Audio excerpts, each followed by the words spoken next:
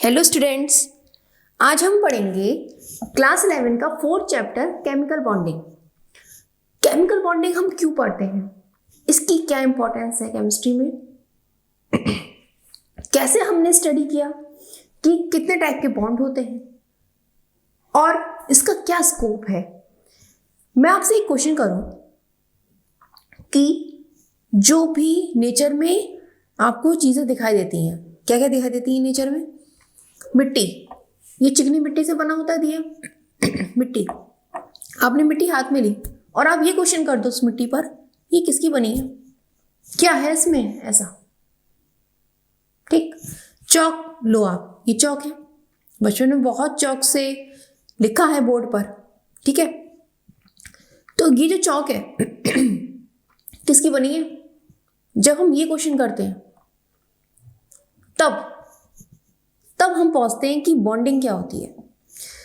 हमने जब जाना, साइंटिस्ट ने जब स्टडी करी, तो उन्हें सबसे बड़ी की दिक्कत क्या हुई कि कुछ मॉलिक्यूल्स दूसरे मॉलिक्यूल्स को अट्रैक्ट कर रहे हैं, कुछ नए टाइप के बॉन्ड्स बन रहे हैं, कुछ नए टाइप के कंपाउंड्स बन रहे हैं, इन नेचर में हो रहा है, कंपाउंड्स बन रहे हैं।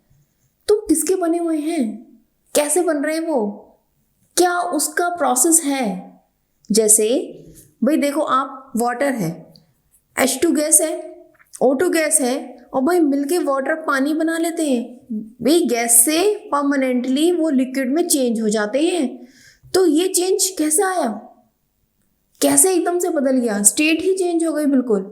इस तरह की क्या रिएक्शन हुई भाई, इनके बीच में ऐसा कौन सा समझौता हो गया भाई कि इनकी स्टेट ही चेंज हो गई? ये क्यूरियोसिटी डेवलप हुई। और सबसे बड़ी चीज क्यूरियोसिटी तो थी उस समय साइंटिस्ट के मन में कि किस तरह से जुड़ रहे हैं मॉलिक्यूल्स आपस में। साथ ही साथ उनके मन में एक क्वेश्चन ये भी था कि भाई जब तक हम ये स्टडी नहीं करेंगे कि क्या आधार है इन चीज़ों के बनने का, कैसे नए नए कंपाउंड्स बन रहे हैं, तो हम कैसे उसको स्टडी कर पाएंगे, कैसे जान पाएंगे। तो इसलिए केमिकल बॉन्डिंग को क्या कहा गया? It is heart of chemistry. ये तो केमिस्ट्री का हार्ट है। अगर इसको नहीं जाना तो केमिस्ट्री को ही नहीं जाना। केमिस्ट्री तो पूरी बॉन्डिंग पर ही टिकी हुई है।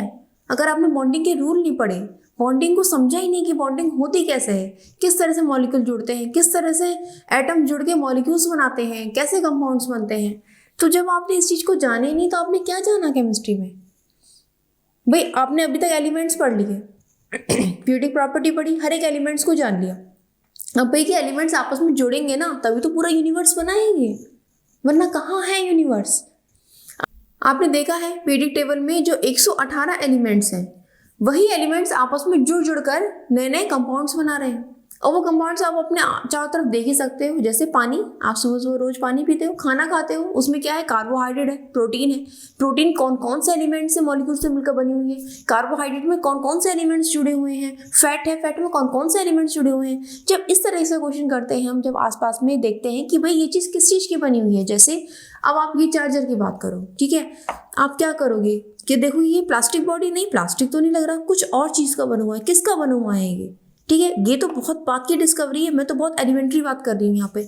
आपकी मिट्टी आपके हाथ में आती है तो आप देखते हो भाई मिट्टी किस चीज़ की बनी हुई है? भाई SiO2 की बनी हुई है। सिलिकॉन डाइऑक्साइड जब उसको स्टडी किया गया तो जाना गया कि हाँ भाई मिट्टी इसकी बनी हुई है।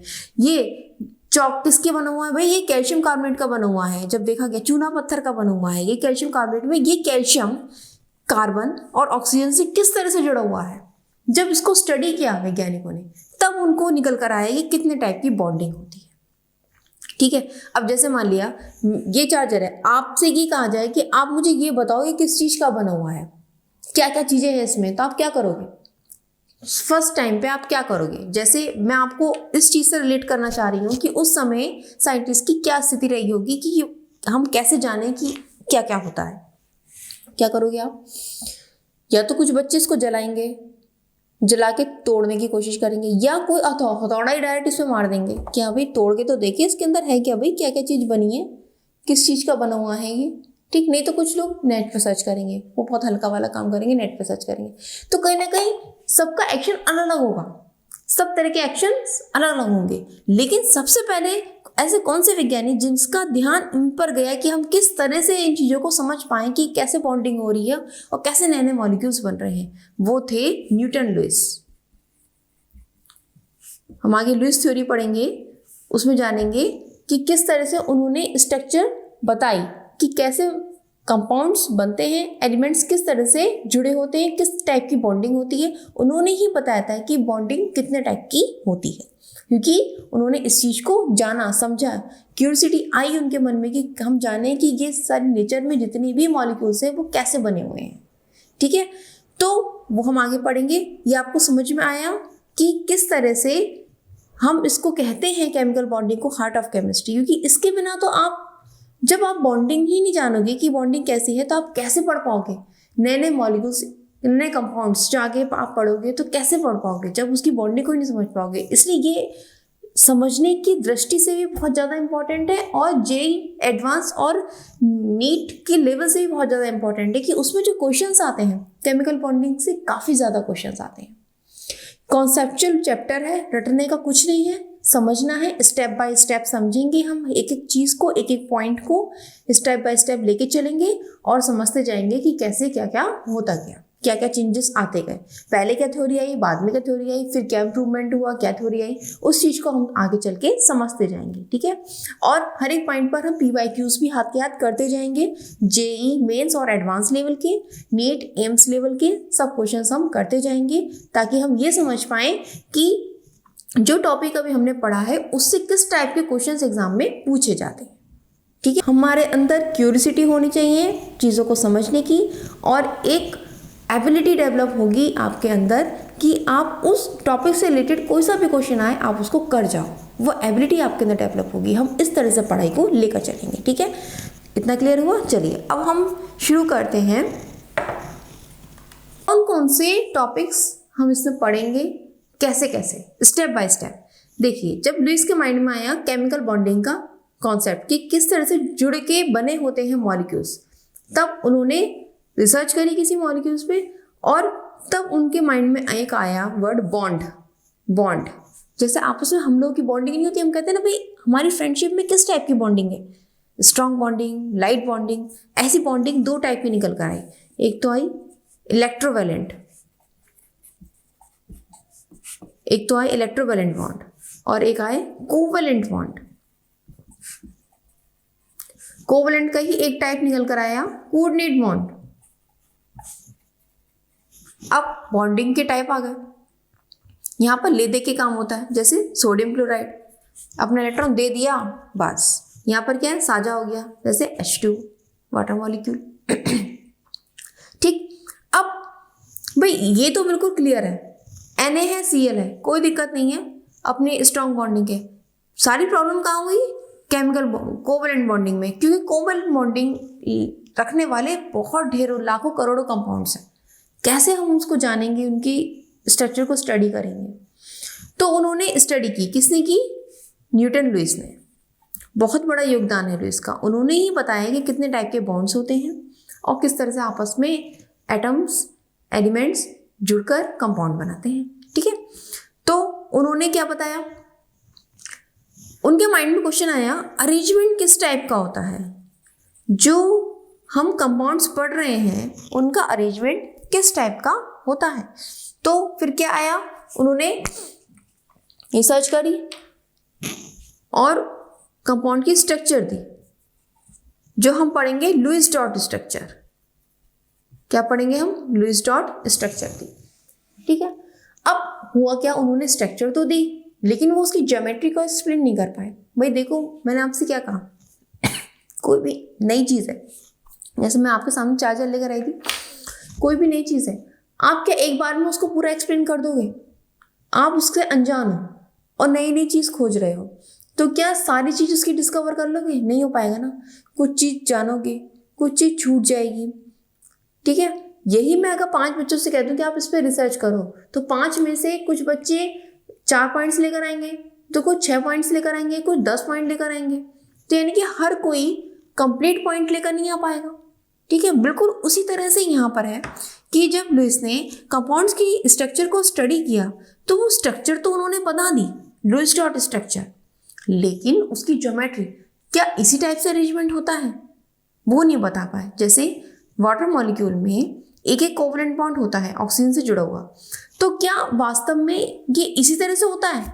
भाई हम इस तरह से भी कर सकते हैं इसको, हाँ, या हम इस तरह से कर दें। भाई किस तरह से होता है वो इसकी ज्योमेट्री एक्सप्लेन नहीं कर पाए। फिर जब ज्योमेट्री का क्वेश्चन उठा कि ज्योमेट्री कैसे एक्सप्लेन होगी, तब आया एक concept hybridization and then VSEPR theory, जिसको हम वेस्पर थ्योरी कहते हैं। ये थ्योरी आई, इस थ्योरी ने इसकी ज्योमेट्री को एक्सप्लेन किया कि क्या होती है। फिर और डेवलप थ्योरी आई, मॉलिक्यूलर ऑर्बिटल थ्योरी आई, ठीक है, जहां मॉलिक्यूलर ऑर्बिटल बन रहे हैं। तो ओवरऑल ये सब थ्योरी किस लिए आई? इस कोवलेंट बॉन्ड बनाने वाले जितने भी कंपाउंड्स हैं उनकी स्ट्रक्चर को एक्सप्लेन करने के लिए कि कैसी उनकी स्ट्रक्चर होती है। तो ये सब थ्योरी आएंगी, इनके बारे में हम पढ़ेंगे, ठीक है, इनके बारे में स्टेप बाय स्टेप पढ़ेंगे। अब इनसे जुड़ी हुई चीज़ें कि ये सब थ्योरियाँ हम एक्सप्लेन कर पाएँ, समझ पाएँ, कौन कौन से और कॉन्सेप्ट हैं जो केमिकल बॉन्डिंग में जुड़े होते हैं, जिनका बहुत बड़ा रोल है। जैसे फैजान रूल आया, उन्होंने कहा कि कोई भी कंपाउंड 100% आयनिक नहीं होता, उसमें कुछ ना कुछ कोवलेंट कैरेक्टर होता है, तो उन्होंने अपना रूल दिया और वाकई में वो प्रूफ भी हुआ, ठीक है। फिर रेजोनेंस वाली चीज़ आती है, जैसे कोई भी कंपाउंड बहुत ज़्यादा स्टेबल है तो स्टेबिलिटी किस वजह से होती है, उसके अंदर एक रेजोनेंस वाली फिनोमिना होता है जिसकी वजह से वो स्टेबल होता है। अब कुछ और रूल्स आए हैं जो हम पढ़ते हैं, एक बैंड्स रूल पढ़ेंगे, हम ड्रैगोस रूल पढ़ेंगे जो कंपटीशन लेवल पर बहुत ज़्यादा इंपॉर्टेंट है, ठीक है।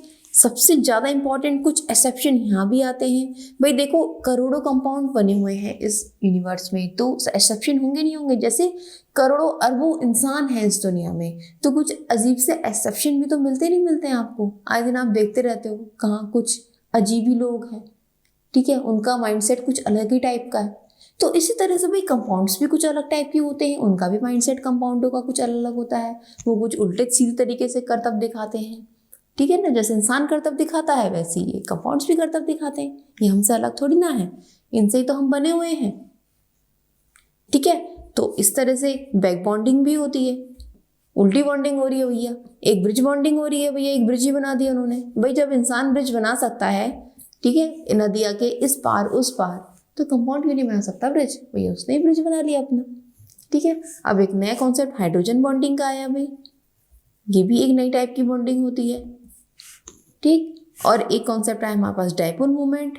डायपोल मूवमेंट कहाँ से आता है? जब पोलैरिटी होती है बॉन्ड में तो डायपोल मूवमेंट आता है। तो ये सब कुछ टर्म्स हैं जिनको हम पढ़ेंगे। ये टर्म्स इंपॉर्टेंट भी है कंपटीशन लेवल पर भी, और जो है नए नए कंपाउंड्स के नए नए तेवर को समझने के लिए कि वो कौन कौन से तेवर दिखाते हैं, ठीक है ना। तो हम उसको भी पढ़ेंगे, मज़ा लेके पढ़ें, एंजॉय करें क्यूरियोसिटी के साथ, और साथ साथ PYQs भी करते चलेंगे और चैप्टर को जानते चलेंगे। तो ये था आपका ओवरव्यू ऑफ चैप्टर। चैप्टर ज़्यादा बड़ा नहीं है। कोचिंग्स में बहुत ज़्यादा लेंथी कर देते हैं चैप्टर के, भाई बहुत लेंथी है, ये है, कुछ नहीं है ऐसा, ईजी है, आराम से हो जाएगा आपका। और मज़ा लेकर आप पढ़ो, मज़ा भी आएगा, PYQs भी आप सॉल्व करने लग जाओगे और चैप्टर इंटरेस्टिंग हो जाएगा, ठीक है। तो हम पढ़ेंगे नेक्स्ट वीडियो में, स्टेप बाय स्टेप जानेंगे केमिकल बॉन्डिंग क्या होती है, कितने टाइप के बॉन्ड्स होते हैं, हम वो सब स्टडी करेंगे। तब तक आप पढ़ते रहिए। All the best.